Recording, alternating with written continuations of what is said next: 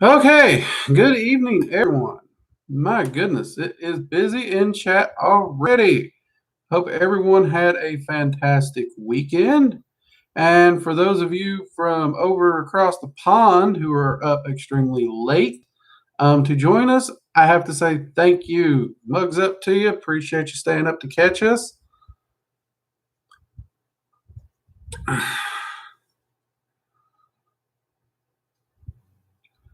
Let's see here.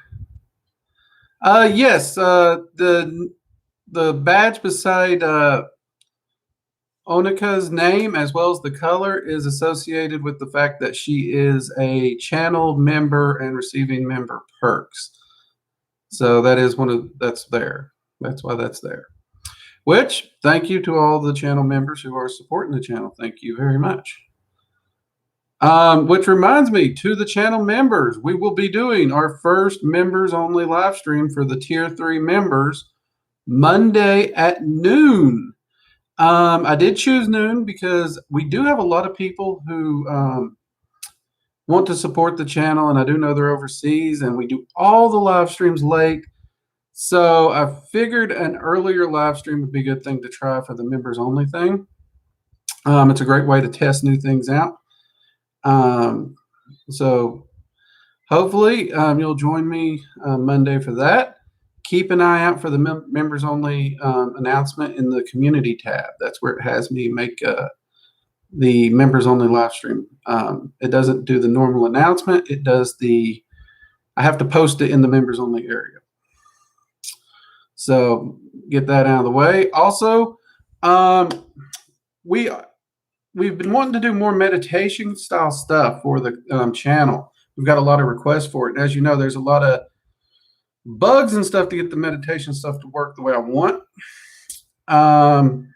So I made an announcement to the members only. I will be posting some attempts to do meditation and get it so I can set it up so the meditation portion of the video is completely uninterrupted with ads or all that stuff. We'll see how well it works. If it works as well as we're hoping, we'll see about rolling some of those out to the greater channel at hand as well. And to the members, thank you for helping me test this. I appreciate it a lot. You guys are great. Sevon, welcome to tier 2. And Sevon just signed up. Thank you, man. Appreciate it.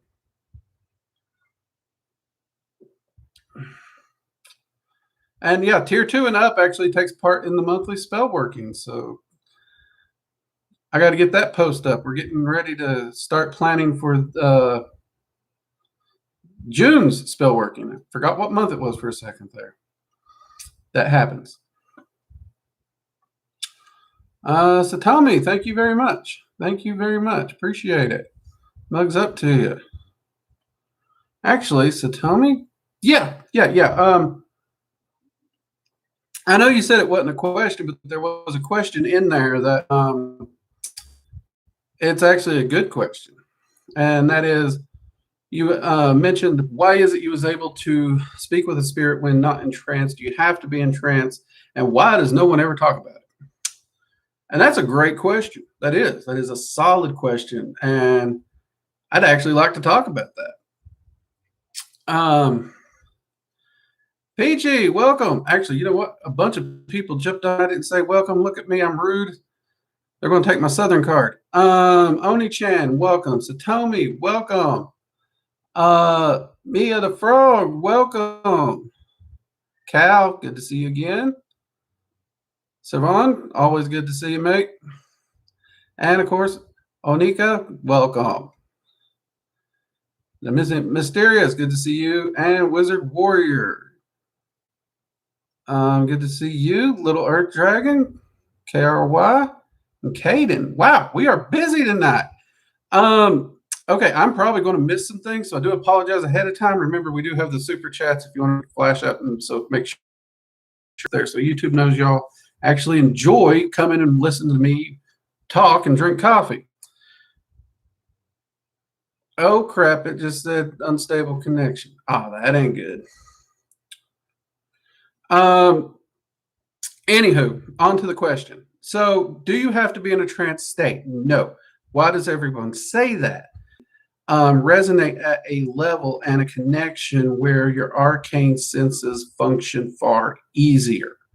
So, when you are learning to communicate with entities and utilize your arcane senses, it is easier to teach this via process and utilizing a trance state. In fact, the entire ritual of evocation is based around A, getting you into a trance state, B, making contact with the energy of the entity, reaching out to the entity, connecting with the entity, and then actually drawing the entity toward you and then communicating with the entity.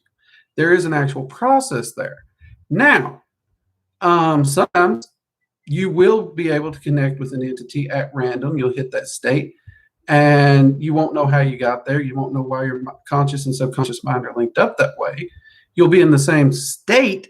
Your brain waves will be in the same state as if you were in a trance. This often happens when you're tired, relaxed, watching TV, anything like that can easily trigger it, very easy. And you'll get that connection, but it's not usually a controlled connection in those times. And then when you reapproach it trying to learn, you may not be able to connect because you don't necessarily know how you got that connection. The process can teach you not only how to get there reliably, it can also teach you what that state is and what the sensations feel like. And then you can actually access that state without necessarily being in trance and doing the ritual. Though, granted, the entity still has to be nearby to communicate. But it is actually very vital. And it is something people don't like to talk about because either A, they think people's going to try and just bypass the whole process altogether and possibly get themselves in some kind of trouble, or they just don't want to take the time to explain the little details there. Hope that helps a little bit.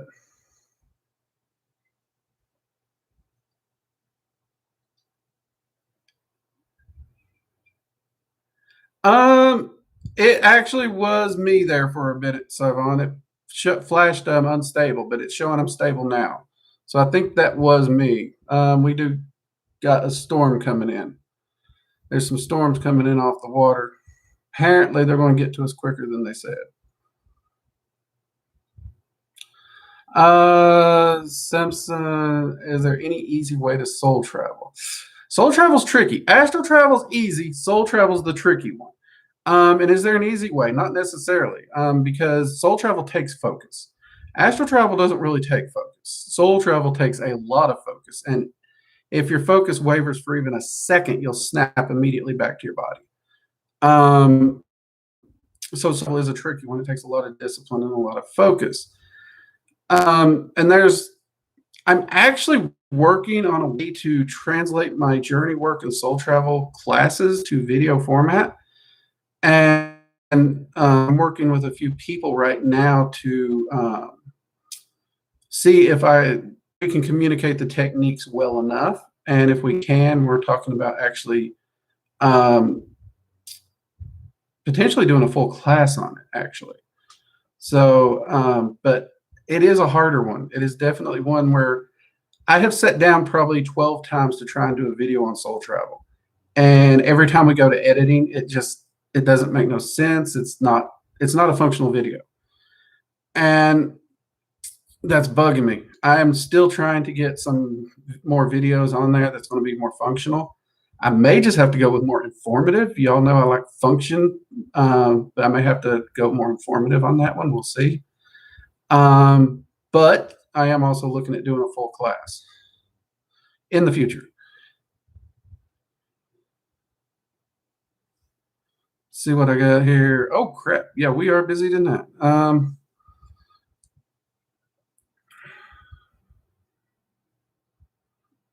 Let's see. On the channel, I was watching videos about the third eye, an Ancient Aliens video about it popped up, and it said that the third eye was connected to the Thomas gland of the brain, and that the aliens gave it to us.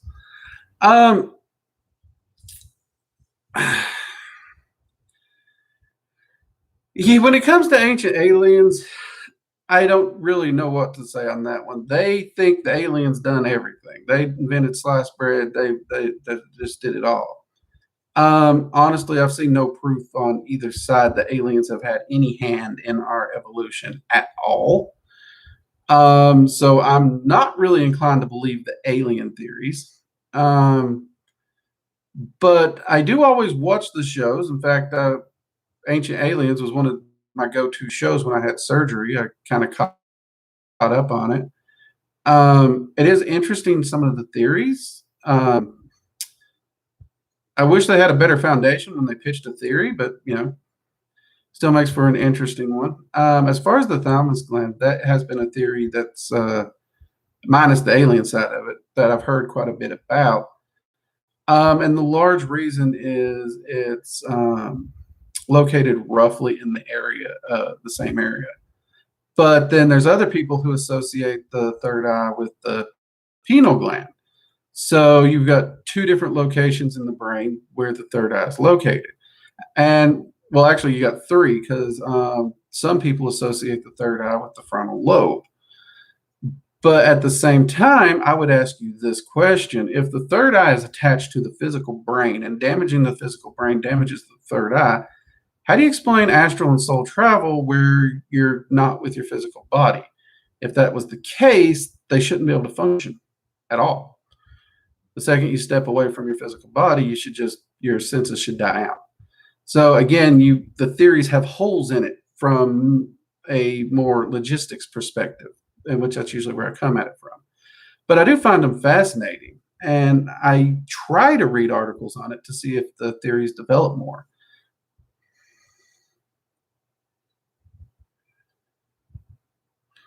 Okay, we jumped. Okay.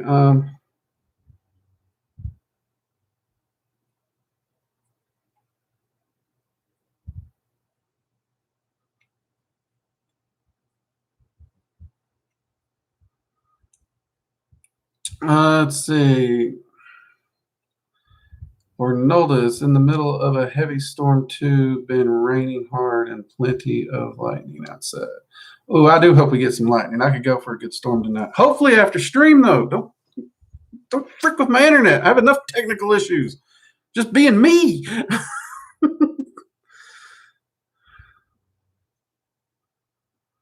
Let's see. Onika, I've been having a hard time with astral travel. Hecate says I've forgotten how to do it, and she makes it sound like it's easy to do. But I must be overthinking it. Onika, overthinking is actually very possible. If you're trying to get back into astral travel, go check out. We have two videos on the channel. We have one on astral travel that really covers the simplicity of it. And then we have one on astral sanctums. If you construct an astral sanctum, you are on the astral plane. If you are on the astral plane, you are astral traveling. If you combine those two videos, you'll start rocking and rolling real quick. So give it a try.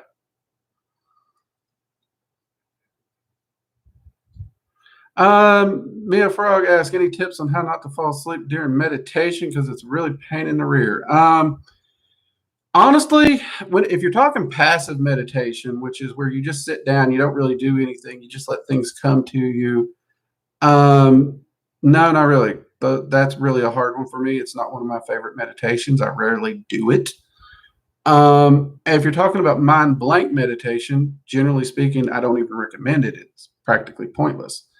And it's really difficult to do.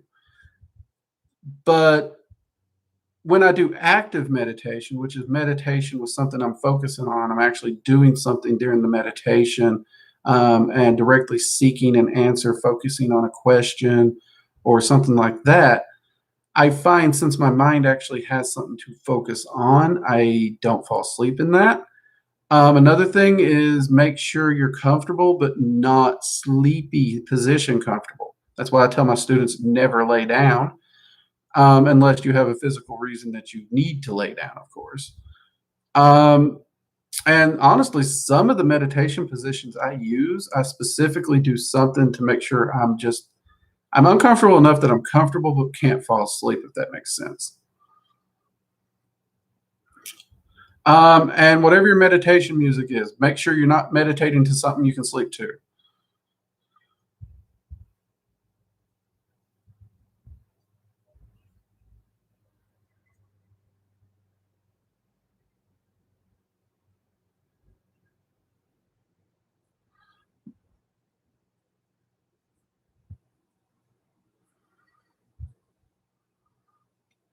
Oh crap, we jumped again.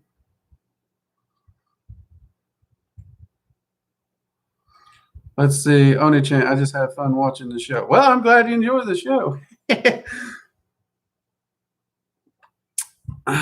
You know, it amazes me how many smiley faces there are with hats that y'all can use to represent me. Let's see here.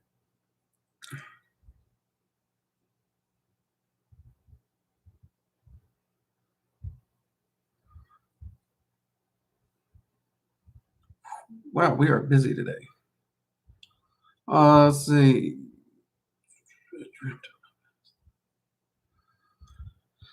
Mia the Frog, also a funny thing I noticed. So Lokians have red / copper hair. Not all Lokians have red / copper hair. I've seen some of them with deep black. I've seen some with blonde. I know actually one that their hair is actually so platinum blonde it looks freaking white. It's gorgeous. But yeah, you do. I mean, if you're talking about artwork, then yeah, you do see a lot of Lokian artwork tied in with the red and the coppers, largely because of Loki's association as a god of fire, which has never been 100% confirmed. It's more of a modern thing that's been applied to him, but it does still work all the same. And you do somewhat see that show up in the myths, at least the color. So there is that.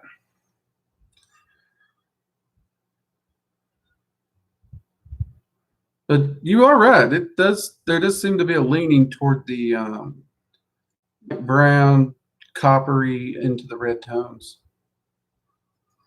A lot of them, though, actually dye their hair also. That's another thing.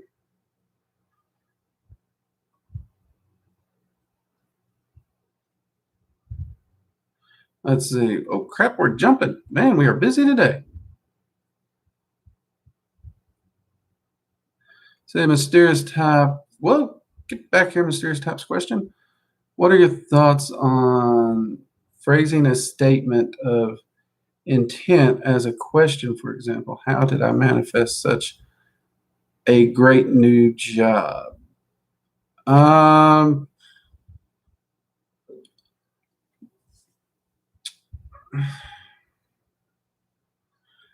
Mysterious, I'm trying to figure that one out. In this question, if you already have the job, I'm not 100, then you're not manifesting an intent. You're actually that's more divinations at that point. If you're talking about actually manifesting something, I'm not a big fan of writing my intent as a question because a question shows uncertainty. So anytime I'm wanting to seek something and manifest it, and like let's say I want to get a great job, I would actually phrase it as if I have the job, I'm already getting paid for the job, and during the spell book, I would even visualize myself already having the job as if it's already occurred. That way, as I'm even putting the energy out, I'm also pulling the energy to me at the same time to resonate with the actual manifestation.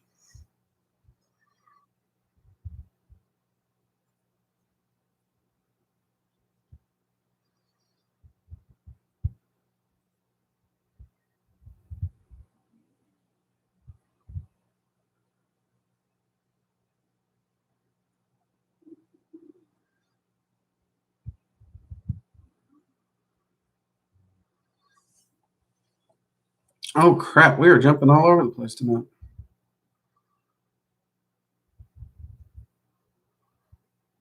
I feel like I'm missing so many questions tonight because of the way it's jumping around. I do apologize ahead of time, people.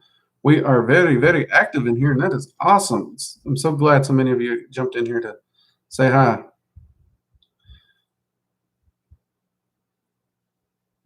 Wizard Warrior, could the prosperity spell work for silver and gold? It could, but it would limit it, and here's why. Most people, when they think of prosperity and or money, they don't actually understand money. And silver and gold only has the value in which we put into it. And even if you actually watch the current market, gold's actually dropping for the first time in a long time. And that's largely because we no longer truly exchange those items. But you could attempt it. It would limit it more. So it's better if you draw prosperity as a whole towards you, not just the limitations upon them, Wizard Warrior. But you could definitely try it. It just might not work as well.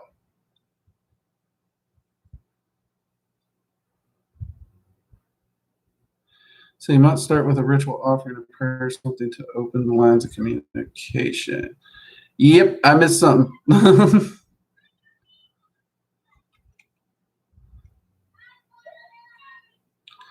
Let's see here.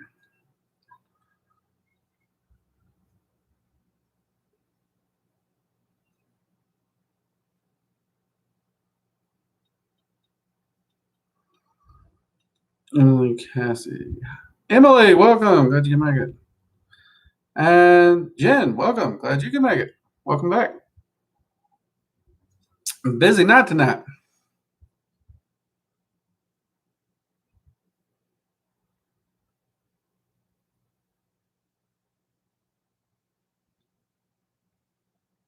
Crap, we jumped again.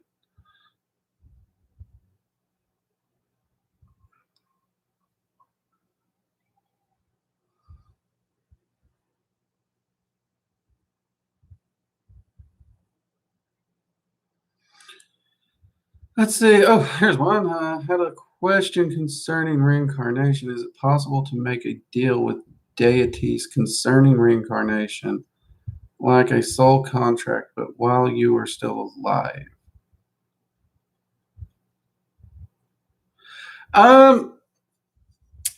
Not really. Ironically, deities don't have a lot to say in the reincarnation process.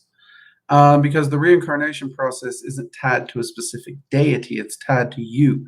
You got to understand, our souls can't fit in this meat suit. Only a small fragment of this is. So only this small fragment can speak for itself, not the entirety. So the rest of the soul, which is housed elsewhere in the multiverse, is going to continue its reincarnation process with or without your permission or a deity's permission. So the only way to bypass the reincarnation process or to intervene in it is actually through ascent. That is the entire purpose of ascent.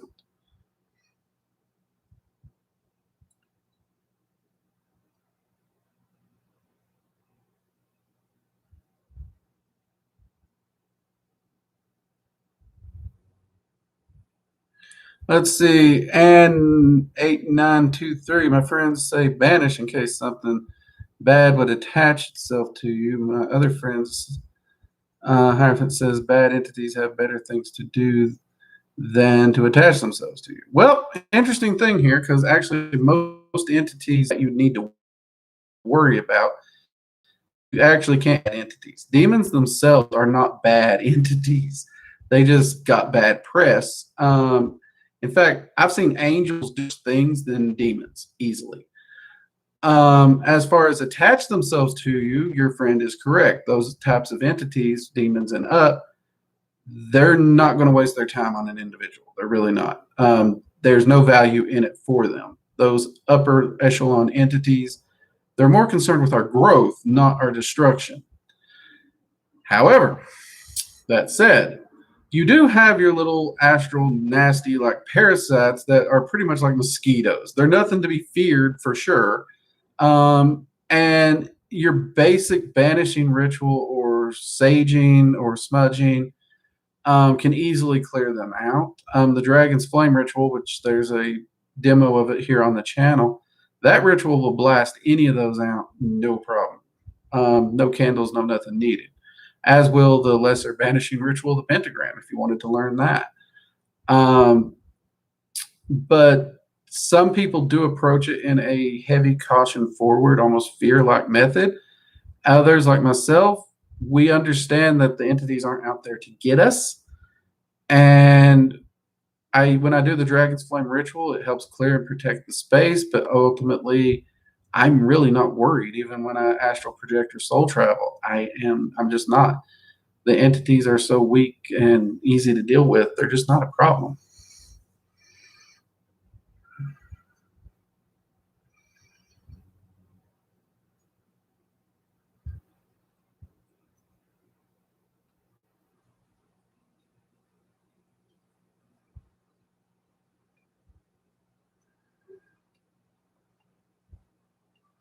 And we jumped again. Crud! We are busy.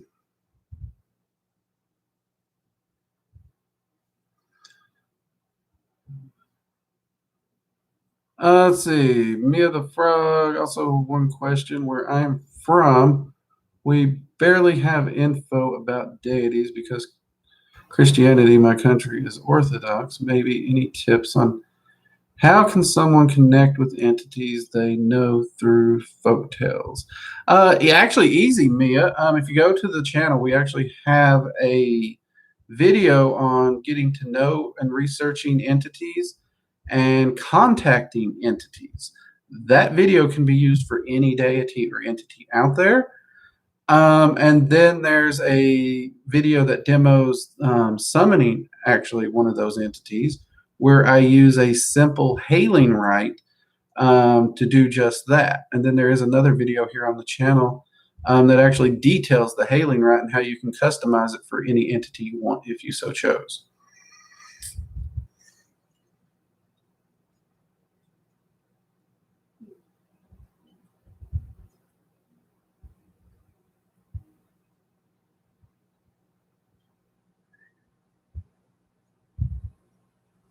And ask what's your opinion on banishing after the ritual if you perform for spiritual sustenance. Damien Eccles says, yeah, if you banish, a banishing will banish both entities and energy.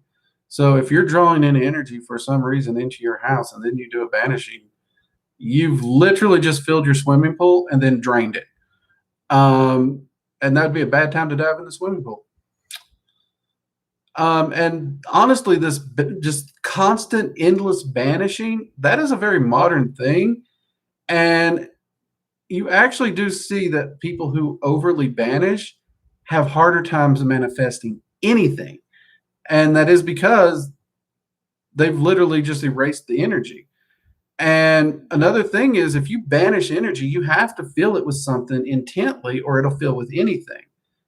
So I actually am not a proponent to that because if you banish the area, clear the energy, and walk away, anything can fill that energy. And that's usually when the largest amount of negative energy enters into your home.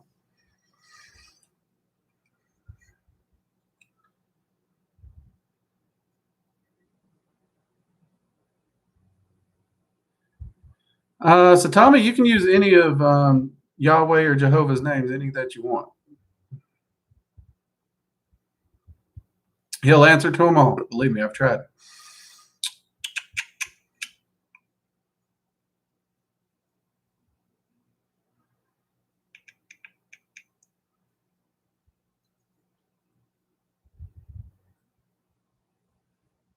Vlad, you mentioned you're not a big fan of the Egyptian pantheon. Can you tell us why? Personality conflict. That's it. Hands down, Vlad.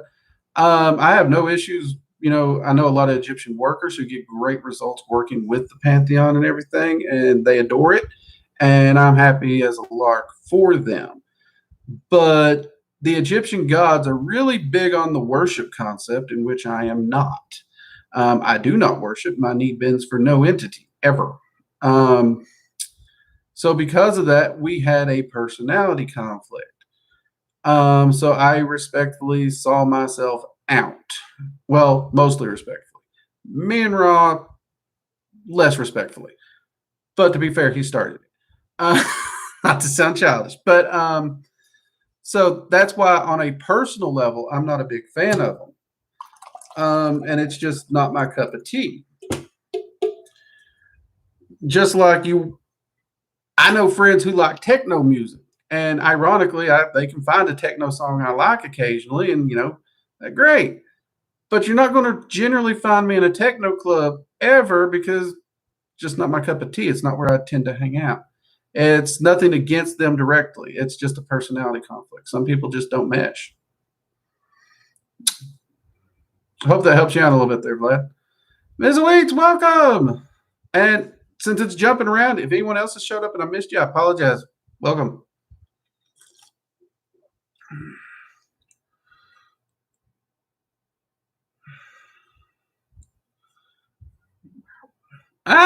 We jumped again. Let's see, show. Satomi, do you watch anime? Not really, no.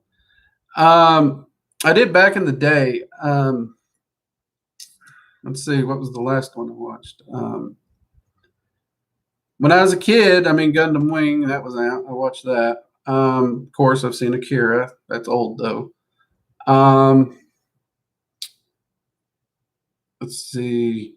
I read the manga for Vampire Hunter D way back when. I don't even know if any of y'all know what that is. And I did see both the movies. Mangas are better, by the way. And I actually think the last one I saw was Hellsing back in the day. It has been a long time. I have not kept up with it.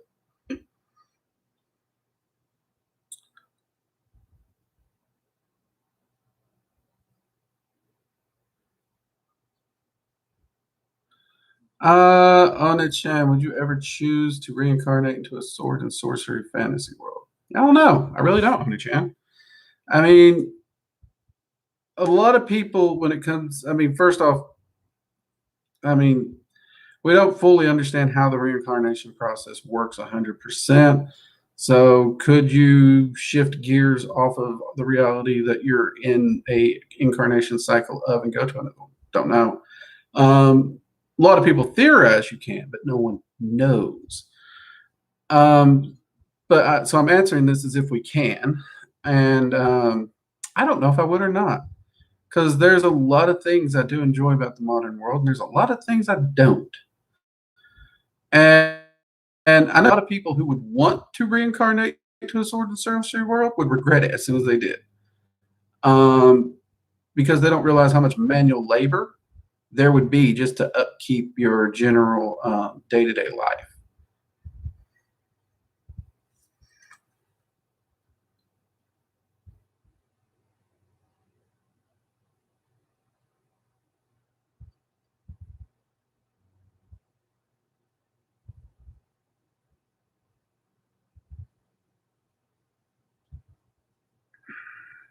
Yeah, Cal's right. The word demon is just, it's like bad publicity.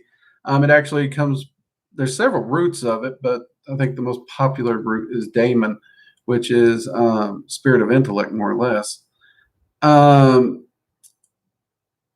And most demons actually were viewed as gods. And really, gods and entities, they're the same thing. The only thing that makes a god and an entity any different is humans have put it up on a pedestal to call it a god. But yeah, I mean, demons and angels are actually the same style of entities.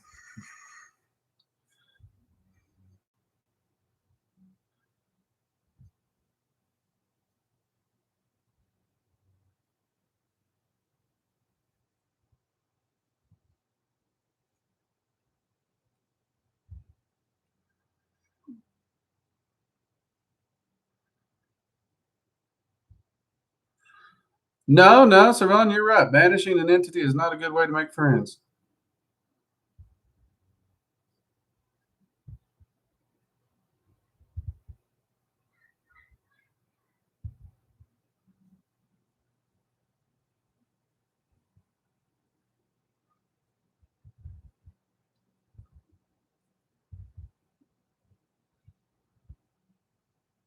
At least someone here knows the movies I mentioned.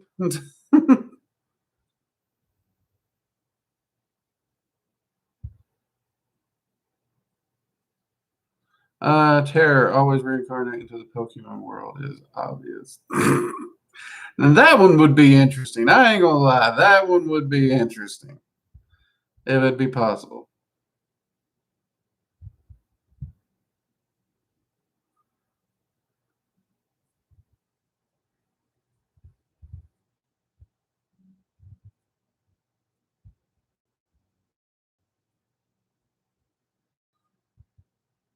Let's see.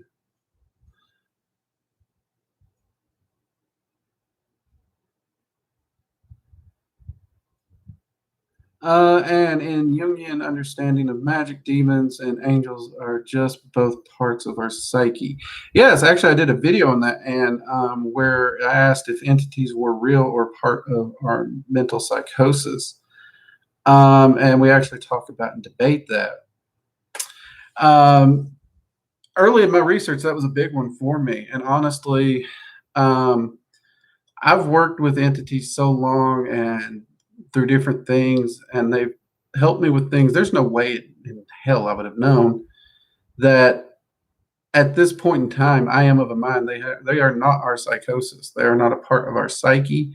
They are separate. But as I go over in that video, whether you believe they're separate entities or a part of your psyche, if you're manifesting the results in your life you want, doesn't matter because you're still making the progress. Simon asked, if you visualize a familiar place, are you astral projecting?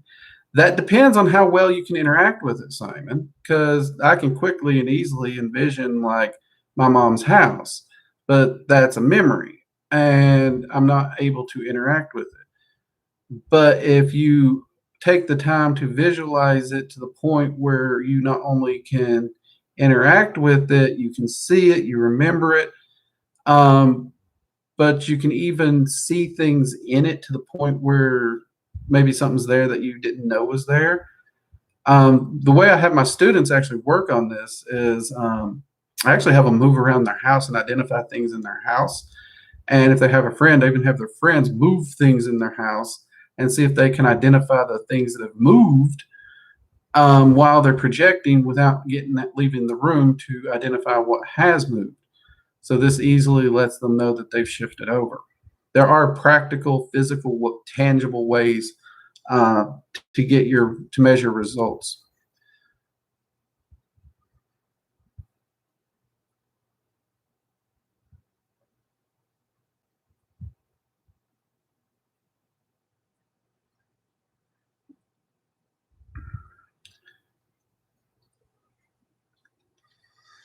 Uh, Angelica, this are there higher? Where was it?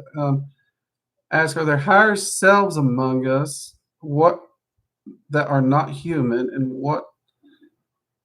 And that's why some people feel they're elves, wolfkin, etc. Um, Higher selves don't actually incarnate. The higher self is essentially the master consciousness of you and is the prime consciousness that takes hold and when you ascend. Um, that consciousness cannot actually come to the physical realm. So it can't incarnate, as it were. As to why people believe they're elves, wolfkins, etc.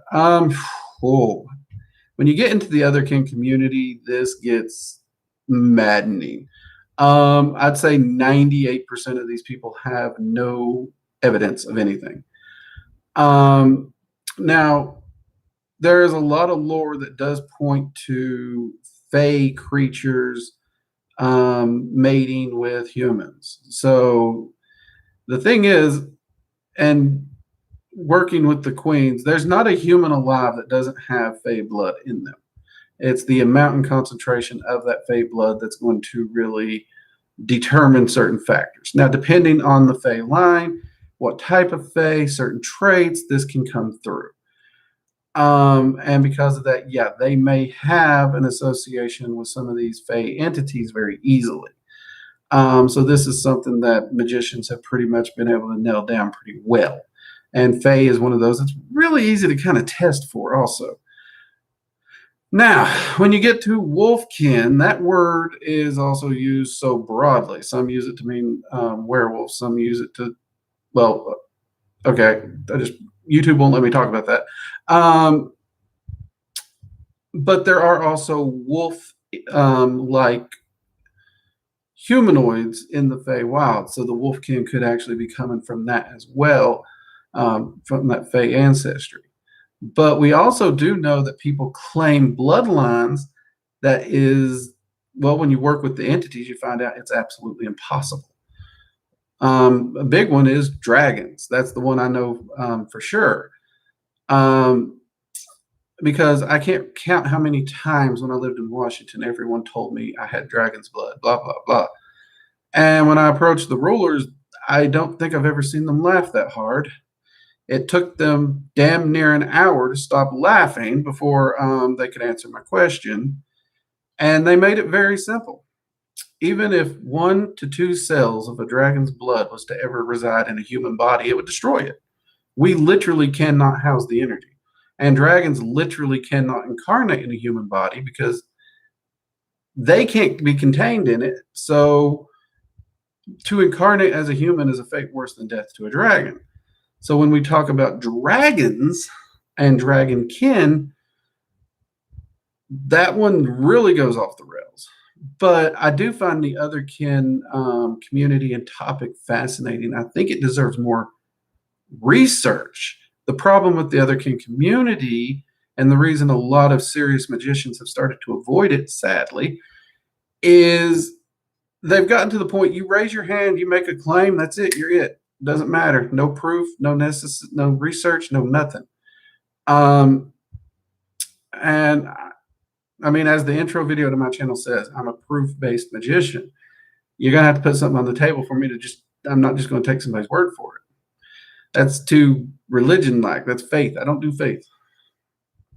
I had a bad run-in with the faith.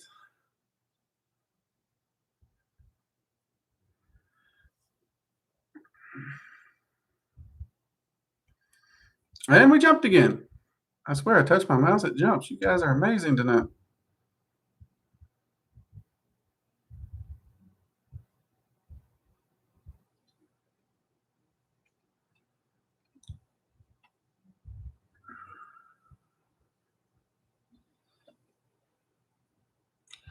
Let's see here.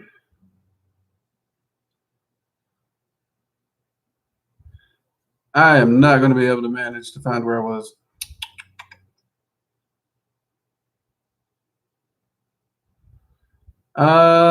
So tell me, how do you make a name orange?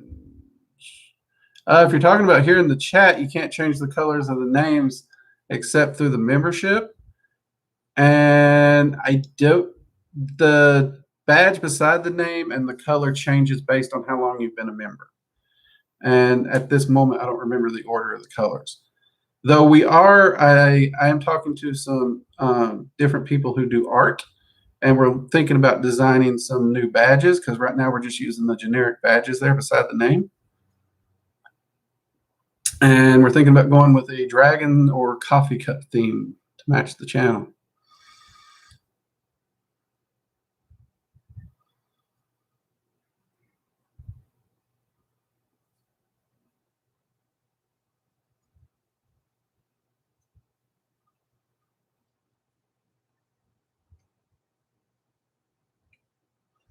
Whoop, jumped again.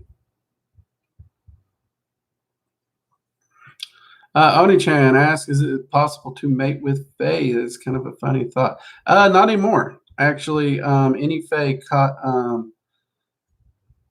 mating with a human will be put to death by order of the queens. So no Fae has actually mated in a very, very long time with humans because of that.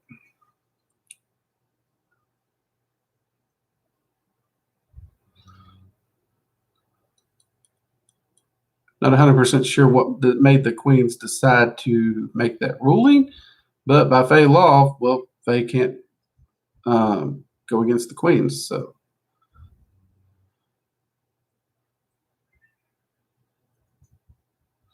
yeah, Angelic, thank you for the question. Like I said, the other kin thing, that is a massive topic to unpack, and it's hard to unpack also because I find the community fascinating. I find the concept fascinating. I also understand why magicians speak illy of it and have begun to avoid it altogether. But I like to think that we can draw it back into a place of reason and research and understanding. And I think we really do need to seek out that research factor. Um, but at the same time, I'm probably going to catch a lot of heat for answering your question because they're going to be like, "How dare you expect us to have proof?" Or when you bring the research in. Um, so yeah, it's a sticky one, but it's a great question. So I'm actually happy to answer it. And thank you for asking it, and thank you for listening. And actually, listening and considering. We got to keep an open mind and perspective here. Talking Snake, have you ever worked with spirits of New Orleans voodoo like Baron Samedi? Yes, actually, I was initiated into the Bella family voodoo, the Bella voodoo family, in Louisiana, outside New Orleans. They're a Cajun family out in the bayou. It's since voodoo is initiatory, and it's also one of those where, unfortunately, a lot of people have made it extremely buzzword, hot topic, and political. That's one of the reasons I don't talk about it as much on this channel. But many of you who follow Magickal Coffee Hour, especially since the early episodes when Linda was here, you remember she threw me under the bus on that one. But yeah, I was initiated. It was an honor. I still work with them. It's a fascinating current. It's very unique. It's not like any other. And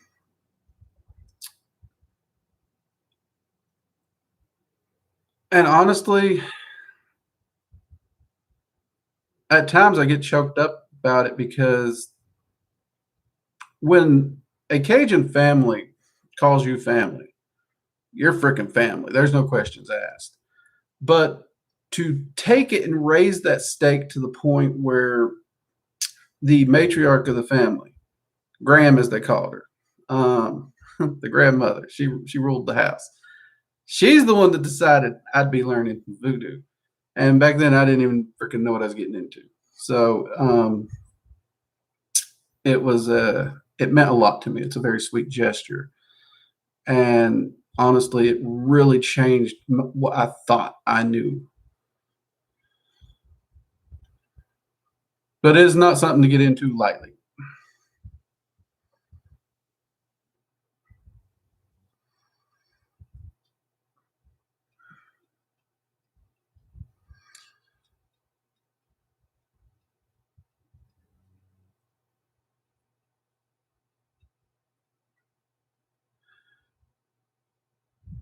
Let's see, A12. Why are the Fae invisible? Do you think? Do you think deities always have Fae?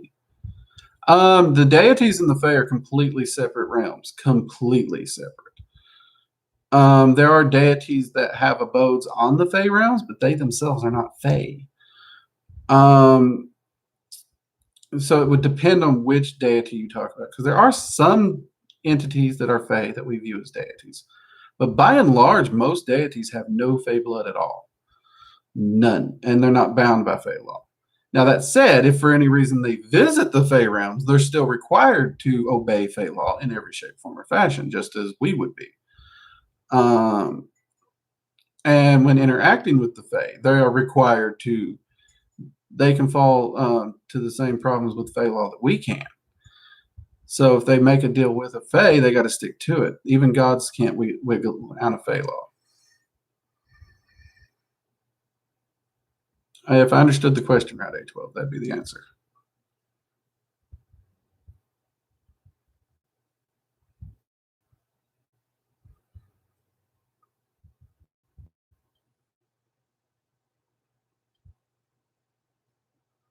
Oni-chan, wow, that thing about the Fae took a dark turn. Sorry about that. I mean, you asked.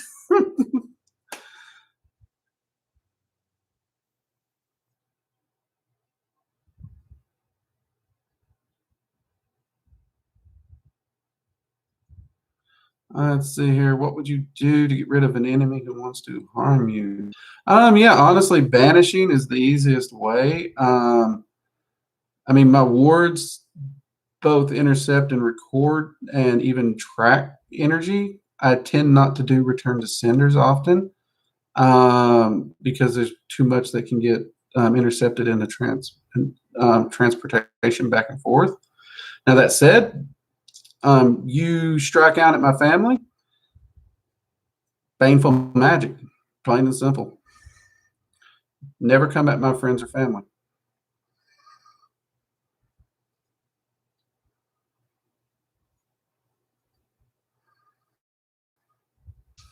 Therein, talking snake is the issue. You would need to be initiated, and initiation isn't something that can be done online. So that's not something I can help you with, which is, again, another reason I don't talk about it. Believe me, I've been talking with the community to try and find a work set, but it just keeps getting shot down, and understandably so. So I kind of just focus on the what I can share.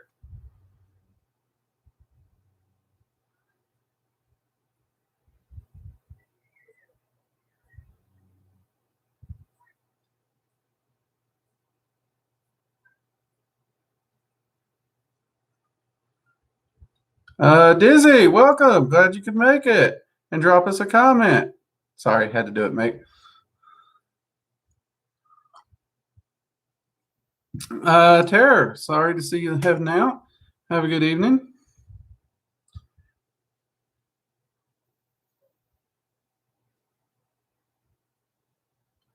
H12, what do you think of us magicians utilizing invisible beings and not visible beings as much?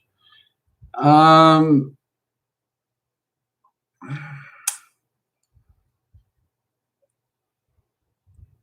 trying to figure out the meaning here, A12. If I'm understanding this, are you talking about entities that we just can't see because they're not invisible? They're just not physical. There is actually a difference. So they are perfectly visible the moment you can actually use your arcane sight. They are very, very visible. And honestly, for me personally, I think if you're utilizing a entity to do the work for you, you're being lazy. And that's not empowering you in any shape, form, or fashion. However, if you're taking the time to learn from these entities to be able to do the work and manifest it yourself, that's where the true power comes from there. Now, there's nothing wrong with delegating because you may get overwhelmed. You may have too many things to work on at once, in which case you can do your part and they can work on a project for you.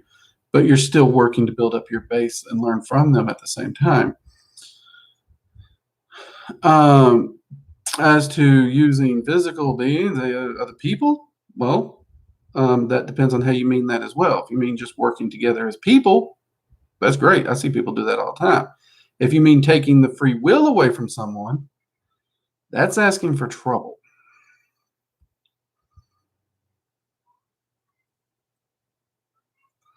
Oni-chan, I love this community so much. There are so many different types of questions in the chat. You ain't kidding. Y'all keep me dancing. That is for sure.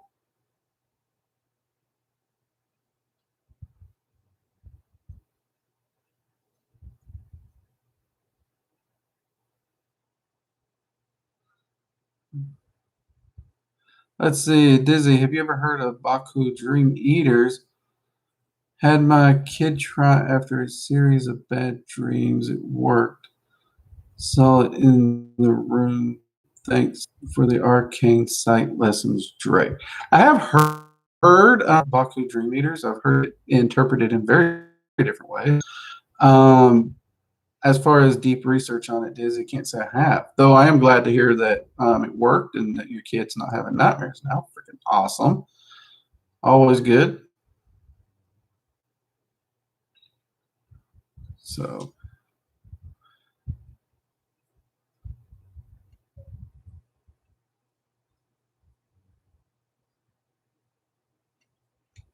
oh crap. It's getting choppy again. It is getting choppy.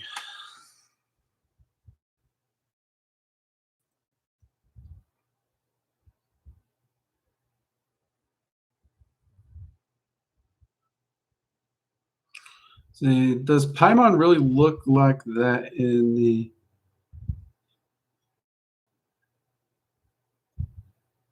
Paimon's usually seen as male, so I'm not sure why um, it'd be a she.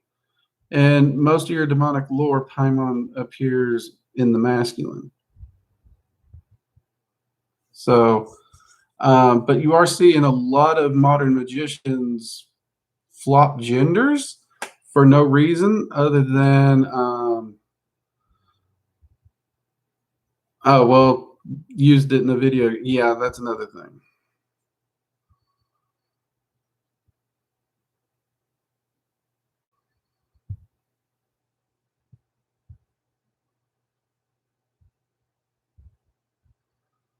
Let's see, what time is it? 50. Oh, crap. We're, okay, it says I'm connected, but choppy. So we may see a little bit of the jumping around again, guys. J-Moo asks, is there a guardian Jinn, and how can you tell if you have one? This is one, J-Moo, where I've worked with Jinn, but not like on a large scale or spiritual level. I've just worked with them as individual entities. I have heard people use the term guardian Jinn. And when questioned about it and asked about it, they were using it in pretty much the same way of a guardian spirit. As to how you could tell, I wouldn't know specifics other than the same way you would tell if you have any guardian spirit, which usually does deal a lot more with the arcane senses and meditation and just asking your guardian spirit to communicate with you.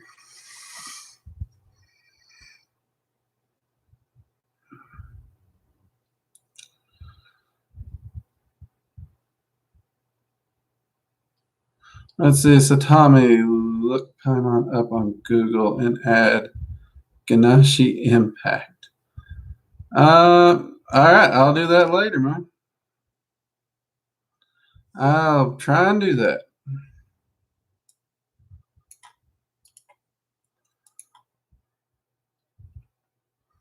So, and yeah, Bernaldus is right. Like any entity, they don't have a physical form. The form they present is, it's just the form they present. So they can flip flop and change it as necessary and as they want. But yeah, I mean, lore wise, and that's just lore wise, Paimon has mostly presented masculine.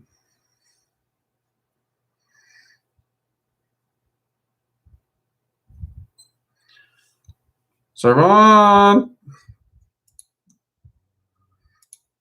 Don't get us flagged, dude.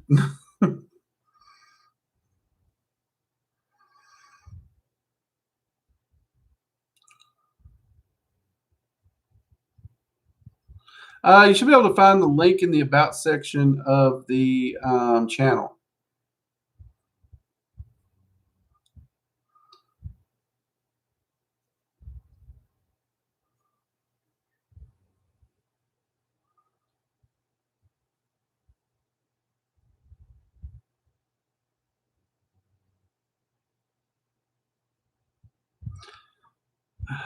Lord, you guys, you...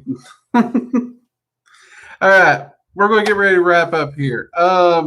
Before this goes any further down that hole, bad choice of words.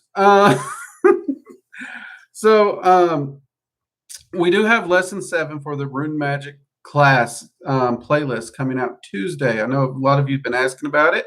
It is coming out. This is the one where we get in depth, talking a bit more about rune spells and rune magic and how to do it, and actually give some demos. Someone asked me how many more lessons are going to be in that class. I'm looking at probably 1 to 2 more classes. I think really I have to go back and see what all we have covered for sure. But I think we've covered everything but the full casting. And the full casting is going to be a video in and of itself. That's just going to be a huge one to talk about.